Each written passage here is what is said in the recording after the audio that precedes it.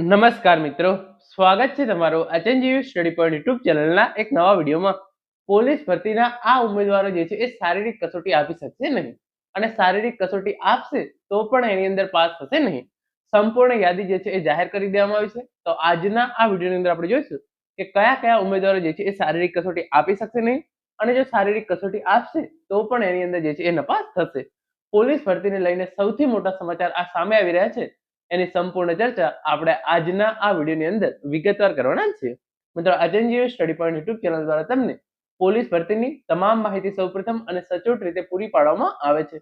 જો તમે હજુ સુધી તમારો કોલ લેટર ડાઉનલોડ ના કર્યો હોય તો ડિસ્ક્રિપ્શન બોક્સની અંદર કોલ લેટર કેવી રીતે ડાઉનલોડ કરવો એની લિંક આપવામાં આવેલી છે. તમે એ વિડીયો જોઈ તમારો કોલ લેટર જે છે એ ચોક્કસથી ડાઉનલોડ કરી લેજો.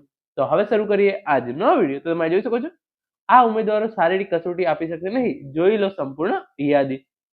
વિડીયો શરૂ કરી એના પહેલા ટેલિગ્રામ ચેનલની અંદર જે છે એ પોલીસ કોન્સ્ટેબલ ભરતીની તૈયારી કરવા માટેનું સંપૂર્ણ બુક લિસ્ટની પીડીએફ જે છે એ મૂકી દેવામાં આવી છે. તમારા સૌના માટે જે છે એ ટેલિગ્રામ ચેનલની અંદર કોન્સ્ટેબલ ભરતીની તૈયારી કરવા માટેનું જે સંપૂર્ણ બુક લિસ્ટ છે, વિષયવાઇઝ મેથ્સ અને રીડિંગ માટે કઈ બુક વાંચવી જોઈએ, કયા વિડીયો જોવા જોઈએ, ગુજરાતી માટે જે છે એ કઈ બુક વાંચવી જોઈએ, કયા વિડીયો જોવા જોઈએ, ફટાફટ ટેલિગ્રામ ચેનલમાં જઈને અત્યારે સંપૂર્ણ બુક લિસ્ટ મેળવી લો. તો ટેલિગ્રામ ચેનલની લિંક છે એ તમને પિન કોમેન્ટની અંદર પણ આપવામાં આવેલી છે, ડિસ્ક્રિપ્શન બોક્સની અંદર પણ આપવામાં આવેલી છે.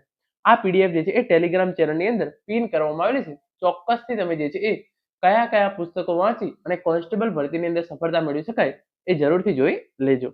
તો સૌપ્રથમ તમે અહીંયા જોઈ શકો છો, ભરતીના નિયમો વખતો વખત સુધારા સાથે એપેન્ડિક્સ એ મુજબ નીચે માહિતી છે. એટલે કે આ પ્રકારના ઉમેદવારો જે છે એ શારીરિક કસોટી આપી શકશે નહીં. The candidate with any of one or more of the following physical defects shall be considered physically unfit. એટલે કે તમે નીચેનામાંથી જે છે એક અથવા એક કરતા પણ જે છે એ વધારે ડિફેક્ટ ધરાવતા હોય તો તમને જે છે એ ફિઝિકલી અનફિટ ગણવામાં આવશે. તો એની અંદર જે છે એ લખ્યું છે, સૌપ્રથમ તમે જોઈ શકો છો, વાંકા ઢીંચણવાળા, ફૂલેલી છાતી, ત્રાસી આંખ, સપાટ પગ, કાયમની અતિશય ફૂલેલી નસ, ફૂલેલો અંગૂઠો, અસ્થિભંગ અંગ, સડેલા દાંત, ચેપી ચામડીના રોગ અને રંગ અંધત્વની ખામી. જે 10 નંબરનો મુદ્દો છે એ જેલ સિપાહી મહિલા અને પુરુષ માટે જે છે એ લાગુ પડતો નથી.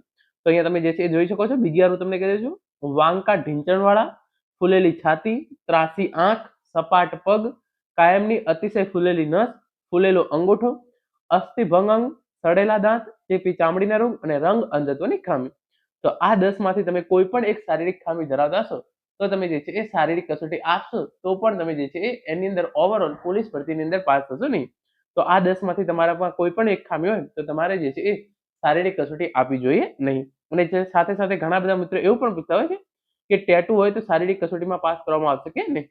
તો ટેટુ જે છે એ નોર્મલ ટેટુ હોય જે છે એ ચલાવી લેતા હોય છે. બાકી ટેટુ અંગે જે છે એ કોઈ સ્પેસિફિક ગાઈડલાઇન્સ ગુજરાત પોલીસ ભરતી બોર્ડ દ્વારા જે છે એ જાહેર કરવામાં આવેલી નથી.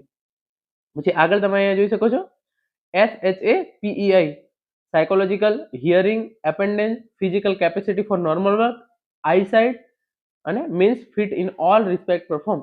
એટલે કે ઉમેદવાર માનસિક, શ્રવણ શક્તિ, એપેન્ડેજ, સામાન્ય કામકાજ માટે ભૌતિક ક્ષમતા, દ્રષ્ટિ વગેરેમાં સામાન્ય વ્યવસાયિક કાર્યક્રમો માટે સંપૂર્ણ સક્ષમ હોવા જોઈએ. એટલે કે તમે માનસિક રીતે, તમારી શ્રવણ શક્તિ, એપેન્ડેજ, સામાન્ય કામ માટે ભૌતિક ક્ષમતા અને દ્રષ્ટિ વગેરેમાં જે છે એ વ્યવસાયિક કાર્યક્રમો માટે સંપૂર્ણપણે જે છે એ સક્ષમ હોવા જોઈએ. તો આ તમે જે છે એ આટલા સક્ષમ હોય તો જ તમારે જે છે એ શારીરિક કસોટી આપવી જોઈએ. બાકી તમારામાં આમાંથી કોઈ પણ એક પ્રકારની ખામી હશે અને તમે શારીરિક કસોટી આપશો તો છેલ્લે તમે જે છે એ મેડિકલની અંદર નીકળી જશો. તો એના માટે તમારે જે છે એ ખાલી ખોટી આ ભરતીની અંદર મહેનત કર્યા વગર બીજી ભરતીની અંદર જે છે એ મહેનત કરવી જોઈએ. અને એના પછી જે બીજી લાયકાતની ધોરણ છે તમે અહીંયા જોઈ લો. જે પુરુષ ઉમેદવારો છે, એસટી કેટેગરીના પુરુષ ઉમેદવારોની હાઈટ 162 સેન્ટીમીટરથી ઓછી થતી હોય અને તમે 5 કિલોમીટર દોડ પૂરી કરશો તો પણ તમને જે છે એ ફેલ કરવામાં આવશે. બાકી જે એસટી કેટેગરી સિવાયના બીજા ઉમેદવારો છે, અનુસૂચિત જનજાતિ સિવાયના બીજા એટલે કે જનરલ કેટેગરીના, ઓબીસી, ઈડબ્લ્યુએસ અને એસસી કેટેગરીના ઉમેદવારોની હાઈટ 165 સેન્ટીમીટર કરતા ઓછી થતી હશે તો તમને શારીરિક કસોટીની અંદર નપાસ કરવામાં આવશે. તમે 5 કિલોમીટર દોડ પૂરી કરશો એના પછી તમારી જે છે એ ઊંચાઈ અને છાતી માપવામાં આવશે, ત્યાં તમને નપાસ કરવામાં આવશે. તો તમારે એકવાર તમારી જે છે એ હાઈટ ચેક કરાવી લેવી જોઈએ.